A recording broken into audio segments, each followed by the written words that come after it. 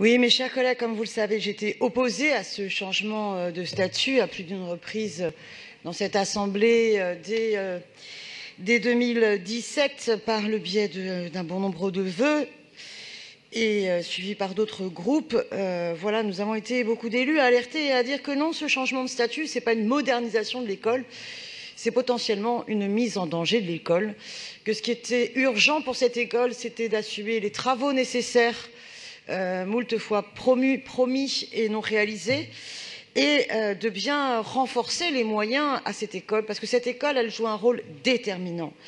Pas simplement parce que c'est une école qui a 150 ans et qui forme les jardiniers de la ville en formation continue et qui est l'offre essentielle en termes de formation initiale pour tout un tas de jeunes aux différents métiers de jardinerie et d'horticulture, mais parce que nous avons vocation, je pense, au niveau de Paris, et la délibération dont nous débattions tout à l'heure en témoigne, nous devons repenser la ville, une ville qui ne soit pas minérale, qui doit repenser au contraire le refus de l'artificialisation des sols, de revenir en pleine terre, de développer le végétal dans l'urbain, que ce soit l'agriculture urbaine, que ce soit les toitures et les murs végétalisés, que ce soit aussi toute la problématique de la préservation de la biodiversité en milieu urbain, et que, eh bien, il faut former.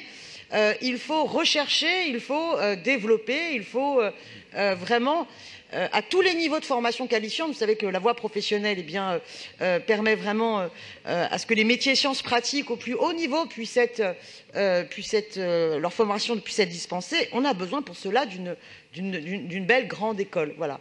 Donc hélas, je ne pense pas que le forcing sur le changement de statut qui a fortement inquiété bon nombre, voilà, la quasi-totalité des membres de l'équipe professionnelle sur place, soit la solution. Alors là, maintenant, on nous fait voter sur le directeur. Écoutez, je n'ai pas d'avis sur ce directeur, je ne le connais pas.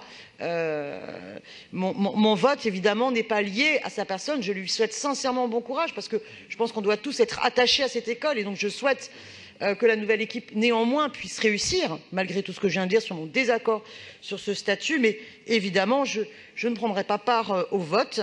Je pense que ça n'a pas de sens. J'en profite par ailleurs pour vous signaler que j'ai appris qu'il manquait une assistance de bibliothèque, puisqu'elle n'a pas été remplacée, qui a quitté. Voilà, donc on a déjà là des problèmes de renouvellement d'équipe.